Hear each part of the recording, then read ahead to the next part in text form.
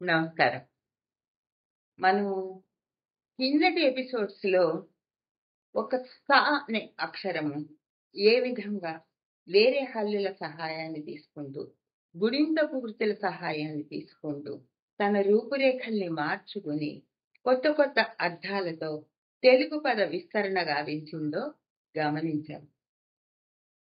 ఎంత చక్కనిదోయి మా తెలుగు తోట, ఎంత పరిమళమోయి ఆ తోట పూలు అన్నాడు ఒక మహాకవి. ఆ మహాకవి ఎవరో తెలిస్తే మీరు కామెంట్ రూపంలో పెట్టండి. నిజంగానే మన తెలుగు తోట మహాద్భుతమైనది. అందులో పరిమళాలు చెందుతున్న పువ్వులు మన వర్ణమాల చేస్తున్న రకరకాల విన్యాసాలే. అవి ఏమిటి? అచ్చులు ఏ విధంగా గుణింతపు గుర్తులుగా మారి హల్లుకి సహాయపడే అక్షరాలుగా మారుతున్నాయి. ఆ అక్షరాలైన హల్లులు తమ ప్రతిరూపాలైన ఒత్తుల్ని తయారు చేసి పద విస్తరణకి ఏ విధంగా సహాయపడుతున్నాయి. ఆ ఒత్తులు ఎటువంటి అభిమానము, ఎటువంటి పొరపొచ్చ లేకుండా తాము హల్లుల కింద ఒత్తులుగా వచ్చి సంశ్లేష, సంయుక్త, సంశ్లేష అక్షరాలుగా వచ్చి పదాలని పరిమళభరితం చేస్తున్నాయో గమనించాము. ఈనాటి మన ఎపిసోడ్లో పరుషములు. పరుషములు అంటే క, క, చ, ట, త, ప. ఈ కచడ తప అనే పరుషములు ముందు ఉన్న ఒక పదము ఉంది. ఆ పదము ముందు తాము వచ్చి చేరి ఇంకొక కొత్త పదాన్ని ఏ విధంగా సృష్టించాయో, ఏ విధంగా ఐకమత్యంగా ఉన్న పదంతో కలిసిమెలిసి ఉన్నాయో ఇప్పుడు గమనిద్దాం. అంటే ఈనాటి ఎపిసోడ్లో మనము నేర్చుకుంటున్నది, మనము చూస్తున్నది, మనము చేస్తున్నది ఒక పదము ఇవ్వబడి ఉంది. ఆ పదములకి ముందర ప్రథమాక్షరంగా మన కచడ తపల్లోని కా కానీ, చా కానీ, టా కానీ, తా కానీ, పా కానీ వచ్చి ఇంకొక పదాన్ని అర్థవంతం చేస్తుంది. దాన్ని పరిమళింపజేస్తుంది. అది ఏ విధంగానో గమనిద్దాం రండి. ఇక్కడ పరిశ్రమలు చేసి కొత్త పదములు చేయుట అన్నది మనం ఈ రోజు తీసుకున్న అంశం. ఇక్కడ పదము ఇయ్యబడ్డది. ఆ పదము సాయి. ఈ 4 పదాలు కూడా పరిశ్రమలలోని ప్రథమాక్షరమైన కా గురించి మనం ముచ్చరించుకుంటున్నాం. ఇక్కడ సాయి అనే ఒక పదం నామవాచక పదము అంటే దాని ముందు కా వచ్చి కథాయిగా మారిపోతుంది.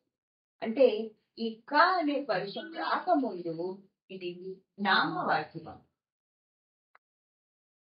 ఈ నామవాచకం కాస్త ఈ కా అనేది రాగానే ఒక మనస్తత్వాన్ని చూపిస్తోంది. అంటే విశేషణంగా మారింది. ఇక్కడ నామవాచకంగా ఉన్నది, ఇక్కడ విశేషణంగా మారింది. ఇక్కడ మలము, అశుద్ధము ఏక్యం కలిగి ఉంటే మలము అనే దానికి కా అనేది వచ్చి కమలము అనే ఒక పువ్వుని చేస్తుంది. నామవాచకాన్ని సృష్టించింది. అదేవిధంగా వాటము అంటే ఏ విధంగా కిందకి ఎత్తు నుంచి పల్లకి ఉందో చెప్పేది, దాన్ని కాస్త కవాటముగా చేసేసింది, తిరిగిగా చేసింది. అంటే ఒక్క కా అనే పరుషము వచ్చి అప్పటికే ఉన్న పదము, అర్థవంతమైన పదము ముందు చేరి ఆ పదాన్ని పూర్తిగా మార్చివేస్తుంది. ఆ మార్చివేస్తున్నప్పుడు మనం సృష్టింపబడుతున్న కొత్త పదాలు కొన్ని నామవాచకాలుగా, కొన్ని విశేషణాలుగా, కొన్ని క్రియారూపాలుగా రకరకాల భాషా భాగాలని తమలో మిళితం తీసుకుంటున్నవి. అదేవిధంగా ఇక్కడ పోత, ఈ పోత అనేది క్రియాపదం.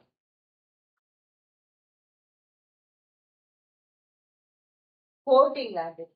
ఇప్పుడు మనం వెండిపోత పోసారు, రాగిపోత పోసారు, కుండపోత వర్షం అంటే ఒక విధంగా మనని ముంచెత్తేస్తుంది అనమాట.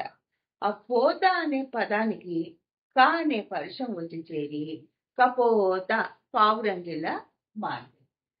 ఇక్కడ పువ్వుకి ఇలా మార్చింది, ఇక్కడ కిటికీకి ఇలా మార్చింది, ఇక్కడ పావురం కింద మార్చింది. ఈ విధంగా క అనే పరుషము ఇప్పటికే ఉన్న పదానికి తాను వచ్చి ముందు చేరి ఆ పదం యొక్క అర్థాన్ని పూర్తిగా మార్చివేస్తుంది. అదేవిధంగా ఇక్కడ చ అనే పరుషం ఏం చేస్తుందో చూద్దాం. కచ్చట తప్ప కదండి పరుషాలు. ఈ చ అనేది ఏం చేస్తుంది, ఇక్కడ క్రియాపదం ఉంది. పాతి పెట్టేశారు, దాన్ని చెట్లని పాతారు, నాటారు అని కూడా అంటారు. ఆ పాతి అనే దాని ముందు క్రియాపదం ముందు చపాతి అని ఆహార పదార్థాన్ని తయారు చేస్తారు, నామవాచకాన్ని. అదేవిధంగా రణము, యుద్ధము, ఆ యుద్ధము అనే పదానికి ముందు చా వచ్చి చరణము కింద మారింది. ఈ చరణము అనే దానికి పాదము అంటారు, ఇంకొకటి పాటలో వచ్చే చరణము అని కూడా అంటారు. పల్లవి అనుపల్లవి చరణము అని అంటారు. ఆ విధంగా యుద్ధము అనే పదానికి ముందు చ అనేది వచ్చేసి చరణము అనే వివిధ అర్థాలున్న పదాన్ని సృష్టించింది. మూడవది కోరి, అంటే కోరుకున్నాడు, ఇష్టపడ్డాడు, కావాలనుకుంటున్నాడు, దానిని తీసేసి చకోరి, ఇక్కడ కూడా పక్షిలాగా మారు. తుష్ట, తృప్తి, తుష్టి, తృప్తి, సంతృప్తి. ఆ తృప్తి అనే పదాన్ని తీసుకుని ఇక్కడ చా వచ్చి చతుష్ట, నలుగురు అనే ఒక సంఖ్యని తెలియజేస్తుంది. చా అనే పరుషం ఏం చేస్తుందంటే మొట్టమొదట ఉన్న పదం యొక్క అర్థానికి పూర్తి విరుద్ధమైన పదాల్ని మనకి చూపిస్తుంది. పాతి అనేది క్రియాపదం అయితే చపాతి అనేది ఒక తినే పదార్థమైన ఆహార పదార్థంగా చూపిస్తుంది. రణము అనేది ఒక యుద్ధానికి సంబంధించిన క్రియాపదం అయితే దానిని చరణము కింద మార్చేసి పాటలో ఉండేది పాదాలకి చరణ పల్లవములు అంటారు. అదేవిధంగా కోరి అనేది ఒక మనసులో ఉండే ఆలోచన విభాగాన్ని చకోరి అని ఒక పక్షిగా మార్చేసింది. తుష్ట అనే దాన్ని సంతృప్తి చెందాడు అని ఒక మానసిక భావాన్ని తీసుకుని చతుష్ట అని ఒక సంఖ్యావాచకంగా మార్చింది. దాని తర్వాత మనము త అనే దానికి వెళ్తున్నాం, త అనే పరుషానికి వెళ్తున్నాం. మోట అంటే ఇలా ఏట్లోంచి నీళ్ళు ఇలా తోడి ఇటు నుంచి ఇటు పోసేవాడు. ఆ మోట అనే దానికి ట అనేది చేరి ఒక కూరగా పాసు, వెళ్ళటానికి పాసులు ఉన్నాయా, అనుమతి ఉందా అనే దానికి ట వచ్చేసి మందుగుండు సామాను అయిపోయింది. ఇక్కడ మన ఆంగ్ల పదం వాడామని ఏమి కాదండి, మనకు కావాల్సింది ఈ ట అనేది వచ్చి ఆ పదాన్ని మార్చిందా లేదా అనేది గమనించడం. అలాంటప్పుడు అప్పుడప్పుడు వ్యవహారంలో ఉన్న పదాలని వాడుకుంటుంది. పాలు, పాలు అనేది ద్రవ పదార్థం, ఆహార పదార్థం. దానికి టపాలు, టపాలు అంటే ఉత్తరాలు, పూర్తి విరుద్ధమైన అర్థం. టపా ఉత్తరం, పోస్టు, ఉత్తరాలుగా. కారము మనం తినే పదార్థం. టకారము, ట అనే అక్షరము, మకారము, మా అనే అక్షరము, అలా టకారము అంటే ట అనే అక్షరము. కారము అనే తినే పదార్థం ముందు, ఆహార పదార్థం ముందు ట వచ్చేసి టకారముగా మార్చింది. క చ ట వరకు చేస్తాం. ఇప్పుడు త అనే పరుషం గురించి చూద్దాం. రంగ, రంగ అనేది ఒక వ్యక్తి పేరు. రంగము కింద మారిస్తే సభాస్థలి కింద, వేదిక కింద వస్తుంది. దానికి తా వచ్చేసి తరంగా మార్చింది. తరంగము అంటే అలలు. ఒక వ్యక్తి పేరైన నామవాచకానికి తా వచ్చి తరంగముగా మార్చింది. మాల, దండ, దానిని సమాల, సమాల వృక్షము, దేవతా వృక్షము కింద మార్చింది. రాజు, రాజుని అంటే పరిపాలకుడు.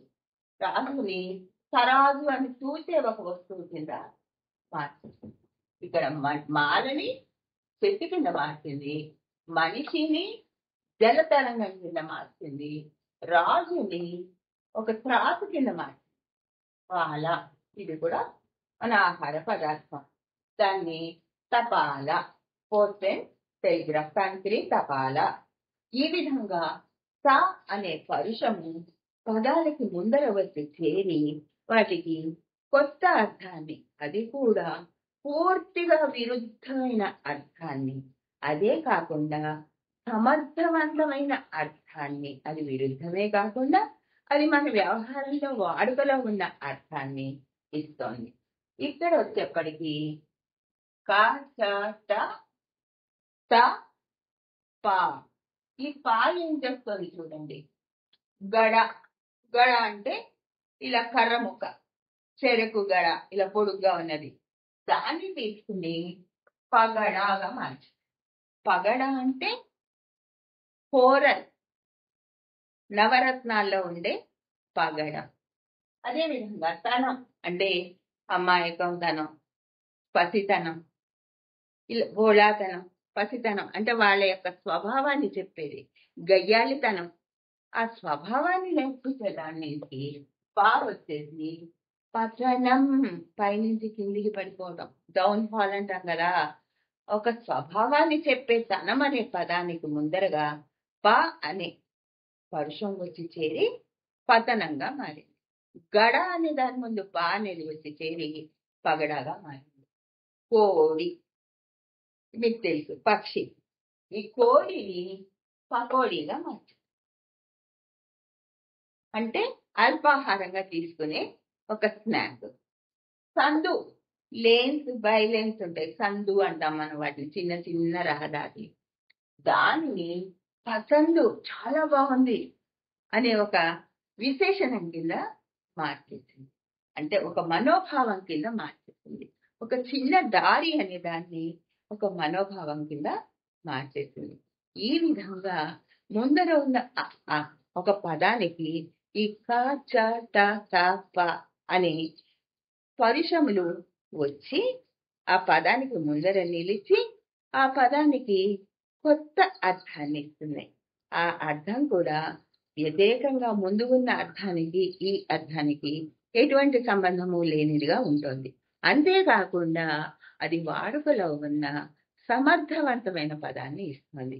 ఈ తెలుగు వర్ణమాల యొక్క సహకారం, సహాయము ఇంత అంత అని చెప్పలేమండి. దానివల్లనే సహజత్వంతో నిండిపోయిన తెలుగు వర్ణమాల సహస్ర పదాలను తయారు చేయటంలో, సహస్రము అంటే ఇక్కడ 1000 కాదండి, అనంతమైన పదాలను తయారు చేయటంలో ముందుగా ఉండి అర్చన చేసుకుంటోంది. ఇప్పటికీ నేను ఈ ఎపిసోడ్ ముగిస్తాను. మీకు ఇంకేమైనా కొత్త పదాలు తెలిసినా, పరుషములే కాకుండా సరళములతో చేయొచ్చు, వేరే ఇంకేమైనా వాటితో చేయొచ్చు. ఆ విధంగా పదానికి ముందు వచ్చి చేరి ఆ పదము యొక్క అర్థాన్ని పూర్తిగా మార్చివేసేసే పదాలు ఏమైనా కనుక మీరు కామెంట్స్ రూపంలో పెడితే నేను కూడా వాటిని తెలుసుకుని తెలుగు తల్లి పాదారవిందాలకి పూజ చేసుకుంటాను.